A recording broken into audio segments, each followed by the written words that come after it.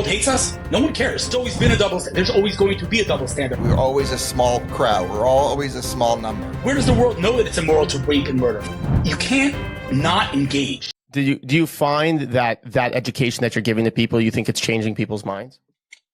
I mean, listen, it's not, I don't view my role as changing public opinion. I'm one person, obviously, but, I'll give you an example of a case study and why I think what I'm doing is important right now. There was the story of the hospital, right? And, I have access to information through various channels pretty real time. And so I knew that there was a hospital bombed, and I knew that it was not the IDF well before it was reported anywhere. And so I took to my Twitter and I said, guys, you're going to hear about a hospital that was bombed. You're going to be told it was the IDF. It was not the IDF. And that tweet got millions of impressions. And by the time the propaganda machine kicked into action and everyone was being told it was Israel, these, million people knew not to believe the propaganda. Now, is that, a billion people? No, but it's a million people. So it's something, and so I based on, the replies that I'm getting I see that I am changing people's opinions. I would love to scale this, and I would love to, take my 300 million impressions and bring it to 3 billion impressions. There's two types of people right now. There's people who are sitting on the side and just thinking and just getting depressed. And then there's people who are actually doing and taking action. And that's, we feel like we're in the doing. We haven't stopped doing for 10 seconds. So we've taken a lot of our resources from our personal business and moved that over to advocacy and to show the truth and to show people that, 6 million people that died in the Holocaust was enough. And we do not need to have this turmoil anymore. And the Jewish people are not bad people. We're good people. We just want to live. We just want to love, and we just want to give. We're a giving community that really cares about enhancing. They want to boycott all the Jewish and Israel products. Okay, so if they boycott that, are we going to boycott the Palestinian products? What are the Hamas products?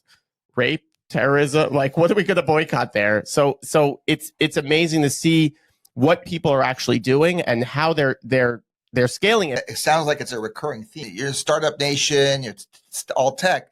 They don't really understand and are willing to put the resources behind this type of marketing and social media approach. I mean, do you agree with that? I think that's an outcome. That's a symptom.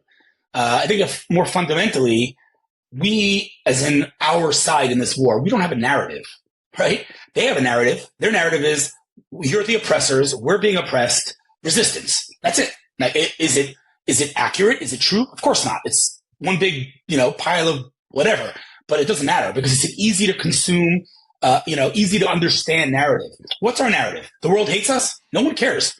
Like, you understand the irony of it? We're yelling all day long about how the world hates us, but if that's true and the world hates us, they don't care that we're yelling that they hate us. Like, stop it. It's not effective.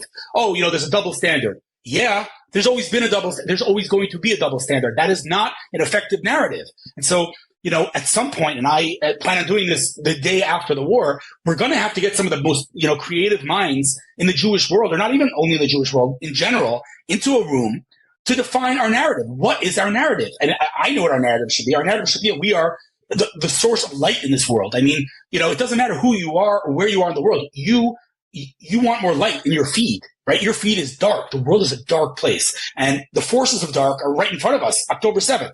We, the Jewish people, are the forces of light. Where does the world know that it's immoral to rape and murder? From the Torah. Where does the world even have a concept of a weekend? That's because of us, right? So, I'm not going to go and say, oh, you depend on, that's not a good narrative either. I'm going to annoy everyone. But here, let me give you more light. Let me show you how Israel's changing the world. Let me show you how we're curing cancer and how we're dealing with mental health problems and we're dealing with real world problems and making the world a better place in a very, very tangible, not abstract way. That to me is a strong narrative, I think, but we need a narrative no matter what. Yeah, it's really the story of Hanukkah. That's really what it is. We take darkness. There's all this darkness, and even on the first day of creation, there was darkness, and then there was just a little bit of light. God never said there was a lot of light. The Torah doesn't say there was a ton of light that came in. It said there was a little bit of light, and all of a sudden, darkness changed. You changed your perspective, and that's how you were able to fight at night. Are you finding a lot of pushback? I mean, obviously, there's a lot of hate right now. What do you say to the people who have spoken out and are getting hate? How are you empowering those people? And really, I would say they're your colleagues right now in this battle. Right. So, I got to be honest. I'm conflicted every day. My older brother taught me many things, but one of the things that he taught me is you can't not engage. Meaning, he'd be arguing with some anti-Semite, and I'd say to him, Ari, what are you doing? No one's listening. The guy's not listening to you. Like, what? And he said, but it's not about him. It's about the 50,000 people that are watching this dialogue, and they need to know the truth, and they are on the fence, and I'm going to provide them with the truth. And he's right. I can't engage everyone. So my instinct is to use the block button 10,000 times a day, which unfortunately I do. But, the right way, quote unquote, the right way to do it would be to engage. But in order to engage, you need ammunition. You need the facts. You need to know your stuff. And so, I kind of go back and forth between those two things. But I do tell people, if you can engage and you know the facts, then engage. And if you don't know the facts, let me give you the facts so that you can engage. But it's not easy. I mean, they outnumber us 1,000 to 1. Like it's not an easy game to play. Yeah, but I feel like darkness outnumbers light 1,000 to 1, so it doesn't make a difference. Darkness outnumbers light, and light is the one, and then but the one is able to overcome the darkness. We're always a small crowd. We're always a small number. It's if we get too big, something happens and makes us smaller. So our job, and I think what you said and through some of our other podcasts, is really to be not to get too religious or anything, but we're supposed to be a light to the nation. I think we know our narrative. Maybe not everybody knows all the facts, but we feel our narrative, and I think that's the unifying force that's brought the whole world of Jewish people together. But I think we need, like what you're saying and what others have said on our podcast, we need to tell other people. We need to publicize it. We need to publish it. We need to reach out, not be afraid, not to speak, we shouldn't be afraid to speak. We should be more extroverted to go out there and tell people what we think. We have to have the knowledge that the Jewish community, you think, I would say, just based off what you're saying, is there's stages that need to happen. Number one, the Jewish people don't have all the knowledge, or the people that are pro-Israel, pro-Jewish don't have the actual facts. Is that something that you think is lacking? I mean, that's my mission, right? That's what I've been doing for 2 months. My mission is twofold. It's one, to provide real-time, accurate information. Now, I want to just stay on that for 1 second, because those two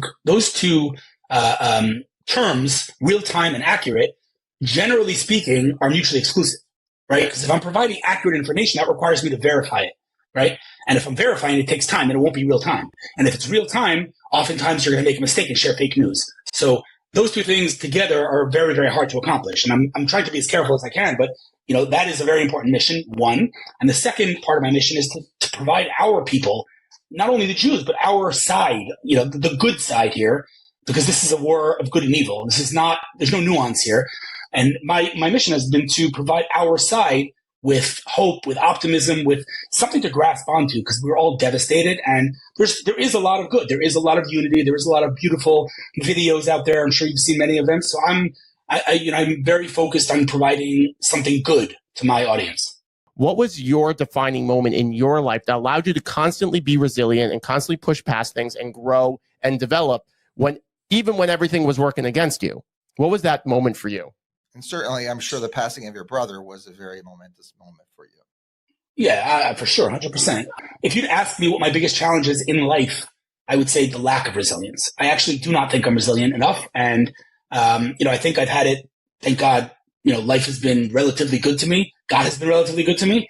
And when my brother was murdered, like I couldn't handle that. Like I fell apart.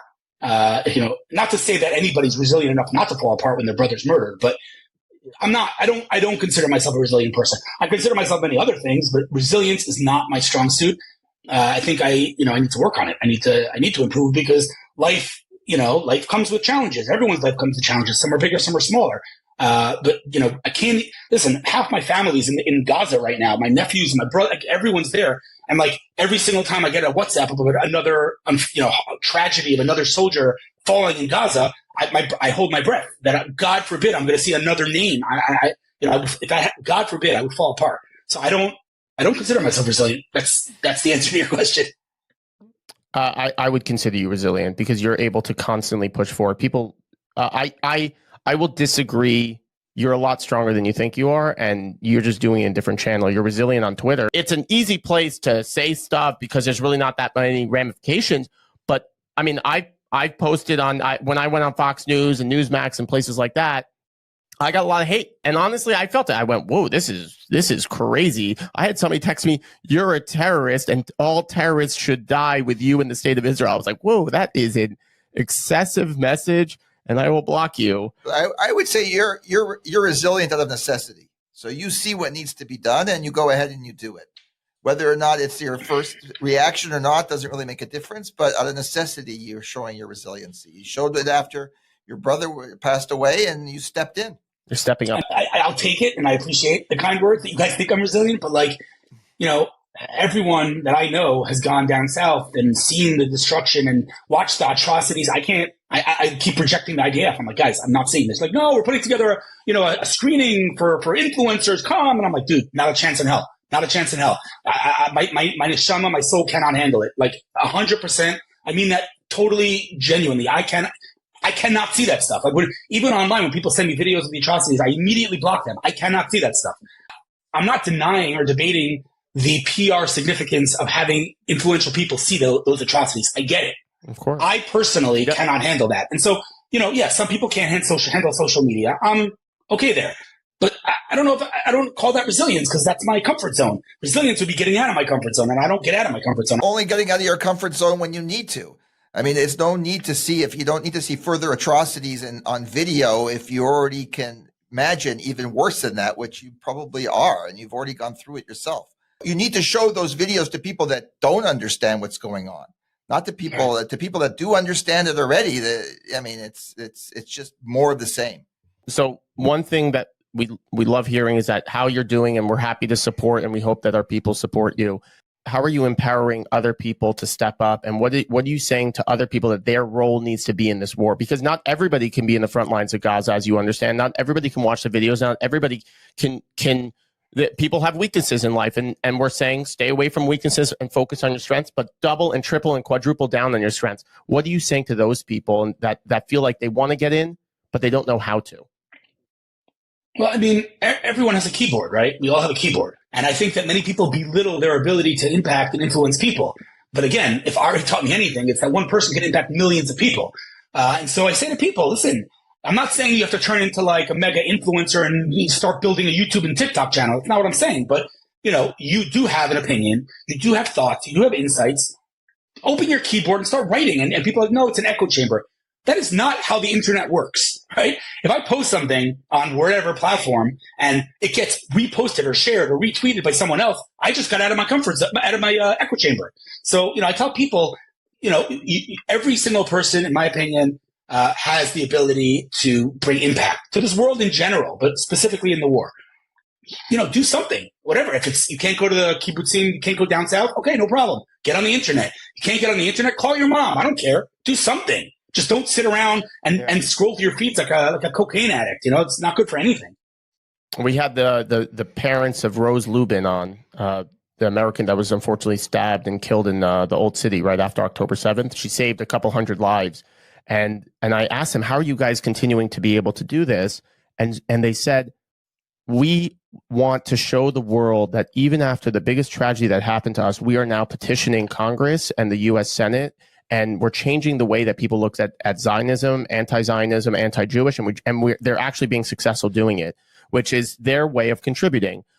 We are a financial podcast, and we show people how to build success. Can you give a couple tips on people who are looking to build success and looking to build past their echo chamber? What would you say? Just a couple tips. Yeah, I mean, first of all, ideas are worthless. Let's start with that, right? Everyone's like, oh, I have a great idea. It's going to be the next Facebook. Ideas are worthless. Like, and when I say worthless, I mean worthless. Like, what was Twitter's idea? What was Facebook's idea? What was Apple's idea? It wasn't an idea. There was nothing. The ideas were not a part of it. It was execution. So ideas are irrelevant, number one. Number two, and this is perhaps a little more controversial, I actually think technology is irrelevant too. Again, what technology does Twitter have? What technology does Uber have? Deep technology is borderline irrelevant, with the exception of a certain number of sectors. But generally speaking, consumer tech, whatever you're building for human beings, no one cares about your tech stack. No one cares about your algorithms. No one cares. Build an amazing product. That is it. And once you build an amazing product, that's not enough. You obviously, because if I had to choose one sentence that I hear most often from entrepreneurs, it's the famous, if you build it, they will come. If you build it, no one's coming. No one heard of you. So build an amazing product and then make sure to get the message out to the right people, right? I always give I always give BlackBerry as an example. I don't know how old you guys are, but I'm assuming you had BlackBerries at some point, right? BlackBerry was the seasoned professional. cutting edge technology when it came out. It's amazing. Okay, so here's the thing. Every single person that you will ever ask who had a BlackBerry will say the same thing. They loved their BlackBerry. It was an amazing product at the time. It was revolutionary. It was amazing. Everyone loved their BlackBerry. And yet, where are they? So a good product's not enough. It's just not enough to build a good product. You got to build a good product. You got to get it in the hands of the right people, which should be relatively trivial. Of course, you need to get in the hands of the right people, but unfortunately, too many entrepreneurs are like, let's go viral on TikTok, even though you're selling an enterprise product to like CIOs. You know what I mean? So you know your target, know where they're hanging out, talk their language, and build a product that people need.